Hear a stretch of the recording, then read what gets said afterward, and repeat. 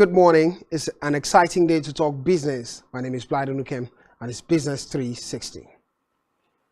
In today's Business 360, we'll look at the key features in the world of business. We'll x-ray the very best of information amid a rise for the pound against the US dollar. The US dollar is struggling in the market. We'll also look at other commodities as the price of palm oil keeps dropping. We'll look at the Nigerian stock market as well as European stocks. Let's begin quickly with entertainment business. Less than 4 years after becoming the first billionaire rapper, Jay-Z is showing no signs of slowing down. The Brooklyn-born artist's net worth is now $2.5 billion, according to latest estimate from Forbes. Jay-Z became rap's first billionaire back in 2019 with stakes in Ahmad Debray Breakneck champagne and the used cognac valued at over $400 million at the time, as well as various investment properties in New York and LA.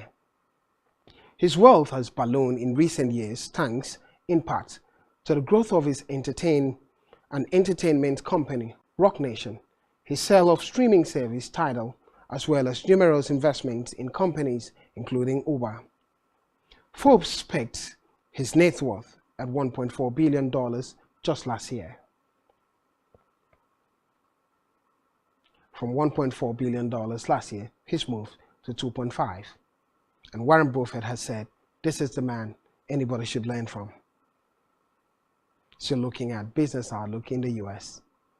US regulators are seeking to ban Binance, the world's largest crypto trading platform, alleging that the firm has been operating in the country illegally. The lawsuit from the Commodity Futures Trading Commission, CFTC, said the firm cultivated US businesses while failing to register properly with authorities. It accused Binance of breaking numerous US financial laws, including rules intended to thwart money laundering. Binance defended its practices.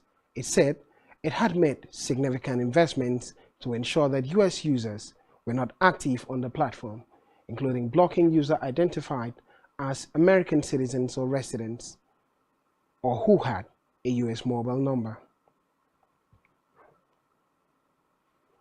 Saudi National Bank (SNB) chairman Ammar al-Qudairy resigned his post on Monday, days after his comment exacerbated the share collapse of troubled bank Credit Suisse. He will be replaced by SNB Managing Director and Group CEO Mohammed El Ghamdi, with former Deputy Talal Ahmed now the new SNB acting CEO, according to SNB's statement to the Saudi Stock Exchange, Tadawul. Al-Qudairy is stepping down due to personal reasons, the bank said. Al-Qudairy's resignation comes within days of his mid-March comments to Bloomberg that SNB was unlikely to increase the stake in Credit Suisse at a time when the European lender battled a crisis of investor confidence that plunged its shares. The man resigns now after his comments had created turmoil in the market. Airports, bus and train stations across Germany were at a standstill on Monday, causing disruption for millions at the start of a working week during one of the largest walkouts in decades as Europe's biggest economy reels from inflation. The 24-hour strikes called by the Verdi Trade Union and Railway and Transport Union (EVG) were the latest in months of industrial action, which has hit major European economies as higher food and energy prices dent living standards. Terminals were largely deserted as airports, including two of Germany's largest in Munich and Frankfurt, suspended flights while rail services were cancelled. Employees are pressing for higher wages to blunt the effects of inflation, which reached 9.3% in February. The Airline Association ADV estimated that 380,000 air passengers were affected in this strike action. So looking at businesses coming back home to Nigeria. Deposit money banks, DMBs, are set to raise their cash withdrawal limits from the current 20,000 Naira to 50,000 Naira range to over 80,000 Naira to 100,000 Naira range, according to reports. The move would help bank branches tackle lingering queues in some cities across the country. The Central Bank of Nigeria had on Friday directed commercial banks to open for operation on Saturday and Sundays as part of a coordinated effort to ease the circulation of old and new banknotes. This came after the CBN began the release of billions of old Naira notes to DMBs following the Supreme Court on the legal status of the old Naira notes after months of controversy that trailed the Naira redesign policy. Also, the Nigerian Shippers Association (NSA) has said that 68% of Nigerian-bound cargoes worth 825 billion naira have been trapped at different ports around the world due to the ongoing cash crunch in Nigeria. A member of the Board of Trustees of NSA, Jonathan Nicole, also said that many Nigerian importers cannot access foreign exchange from banks for clearing cargoes. He said that most of the goods coming into the country were mostly those on special arrangements with their suppliers and were given a 90-day grace period. He explained that a concession applied to importers who had a long-standing relationship with their suppliers. And it's quite difficult for these business people. So looking at Nigeria's state of businesses, Diamond Aircraft, an aircraft manufacturer, has announced that it is looking for a local partner who can help it to obtain a license to produce aircraft in Nigeria. According to the firm, this is as it sets out to establish a presence in the country. The chairman, Diamond Aircraft, Ben Chen, disclosed this when his team met the Minister of Aviation, Hadi Sirika, recently. Commenting on the firm's expansion plans, Sirika stated that this would boost the aviation industry in Nigeria. Still on the outlook, the House of Representatives will, on April 11, 2023, grill ministers and other heads of ministries, departments and agencies of the federal government, as well as oil companies and banks over the alleged illegal sale of 48 million barrels of crude oil valued at $2.4 billion. The House Ad Hoc Committee to investigate alleged loss of over $2.4 billion, not naira, dollars in revenue from illegal sale of 48 million barrels of crude oil exports in 2015, including all crude oil exports and sales by Nigeria from 2014 till date, is handling the probe.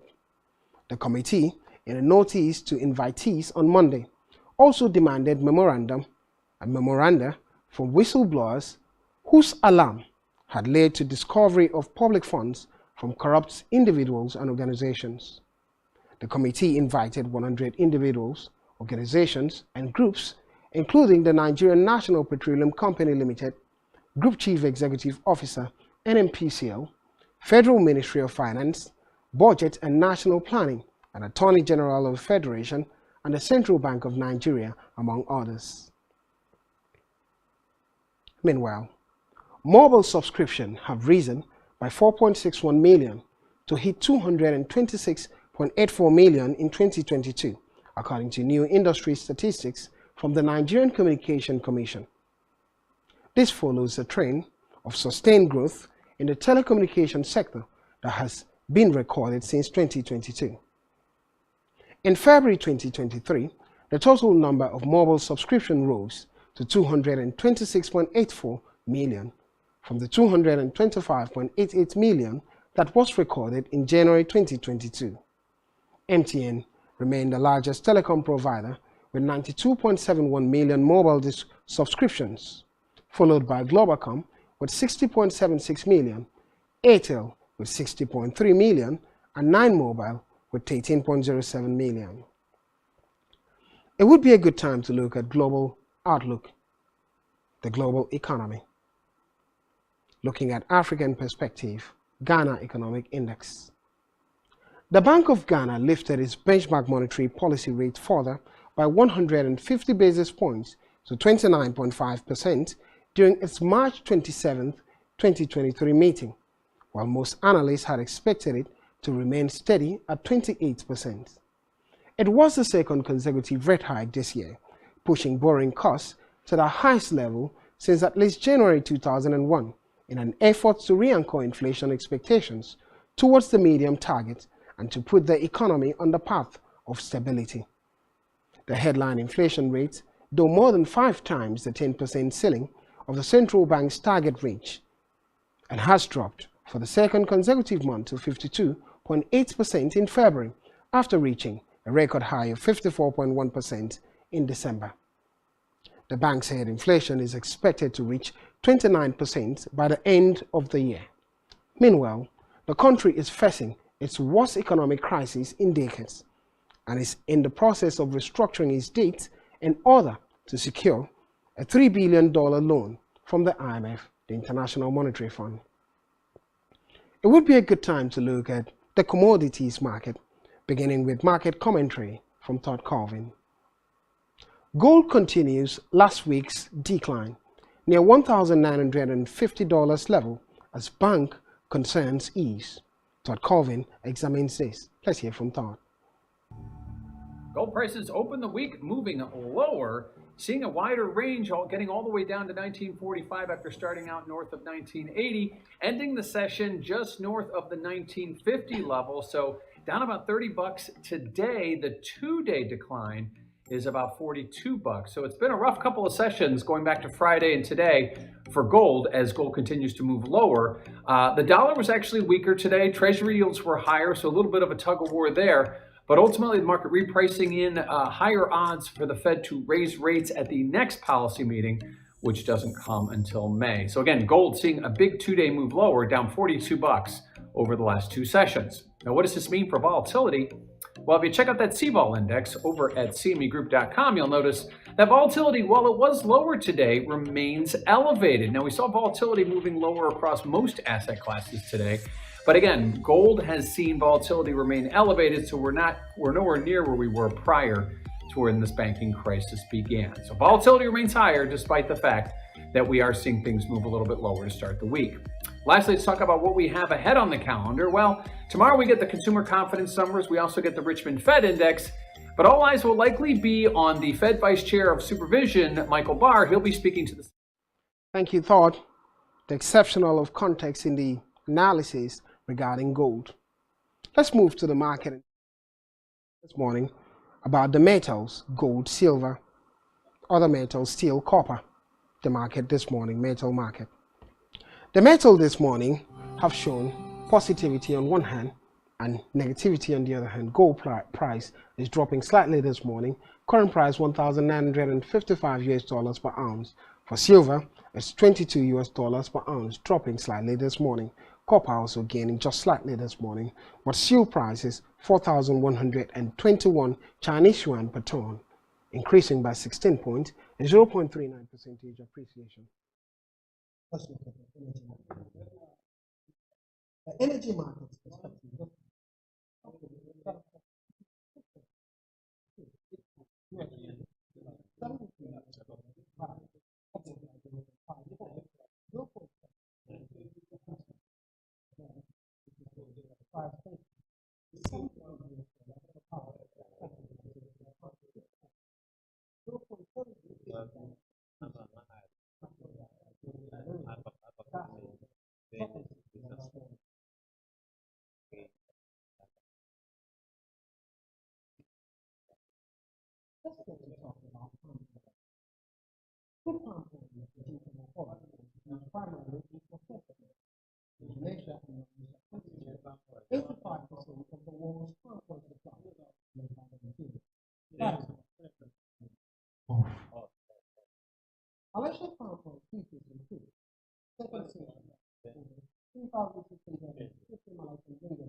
Audio. That market covered in the 5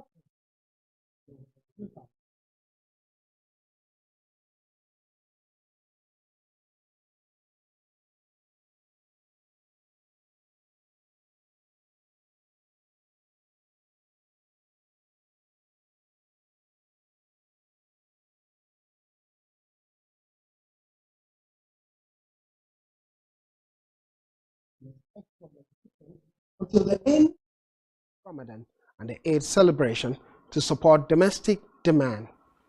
At the same time, Jakarta has launched mandatory biodiesel with higher palm oil content, which increases demand for blenders and decreases the supply of cooking oil. Further, the El Nino weather and its pattern, which is predicted to emerge in mid-2023, could reduce production in Malaysia and Indonesia next year. Let's look at the market. Identifying the prices of agricultural products in the market, the agricultural market. The agricultural market this morning has shown huge negativity for soybeans and wheat. Current price for soybeans is $1,441 per bushel, downward by 0.75 point, a negative 0.05% decline. For wheat is $694.25 per bushel, downward by 3.75 point, a negative 0.54% decline. Lumber is downward, a negative 3.77 percentage point.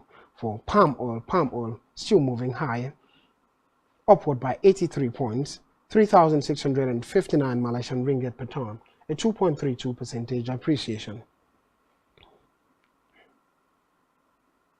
Let's look at the forex market then. We'll begin with Todd Colvin's commentary on the forex market. Weaker US dollar lift pound to 1.23 level. Let's hear from Todd Colvin then. British pound opens the week moving higher, getting back north of the 123 level. Today seeing a range about 122.5 to just north of 123. We end the session higher, again, moving back above 123. The pound up about almost 4% since the March 8th close. So a significant shift we've seen moving higher as the dollar has been struggling as of late. And after last week's 25 basis point rate hike from the Bank of England, odds are right now sketchy as to how they will move forward. We'll talk about more of that in a moment. But again, the pound moving higher again today, back above the 123 level. Now, what does this mean for volatility? Well, if you check out that CVOL index over at cmegroup.com, you'll notice that volatility, that while it was elevated, was very... That's an outlook from Todd. Let's move to the market to see the values in the market this morning for some of these exchanges and their pace. The euro against the US dollar beginning there. Then we'll look at Naira's perspective against the majors. The euro against the US dollar this morning has gone up past the 1.07 points. It's now 1.08. The struggle still continues, but the US dollar is beginning to weaken slightly. For the pound against the US dollar, it's at the 1.23 mark. Upward movement for some of this piece, but not huge volatility in the market. For the Australian dollar against the US dollar, it's the same story, gaining against the US dollar. Let's look at Naira against these majors. 459 Naira equaling $1 at the close of yesterday's market and the open of today. The euro against the Naira, 495.47. The euro is back up against the Naira after falling on 2 consecutive sessions, 2 successive days. For the pound against the Naira is a similar story. The pound is gaining against the Naira at the international and exchange window. Let's look at Naira's performance in the black market then. The black market outlook has shown buying rates and selling rates for Naira against the top commodities. The dollar to Naira, current price at the buying rate on an average is 745 Naira equaling $1, and the selling rate on the average 739 Naira equaling $1. The pounds to Naira, buying rate 923 Naira to £1 and 906 Naira to £1 at the selling rates. Euro to Naira, it's 789 on the average. It's 789 Naira to €1 on the average on the buying rate, and selling rate 775 Naira to the euro on the average. Let's look at cryptocurrency then, Bitcoin. Bitcoin has dropped this morning to $26,964 per one Bitcoin, dropping 82 points, a negative 0.3 percentage decline. Ether is still slightly upward, 15.9 points. Market is moving fast, 16 points, 0.93 percentage appreciation for Ether.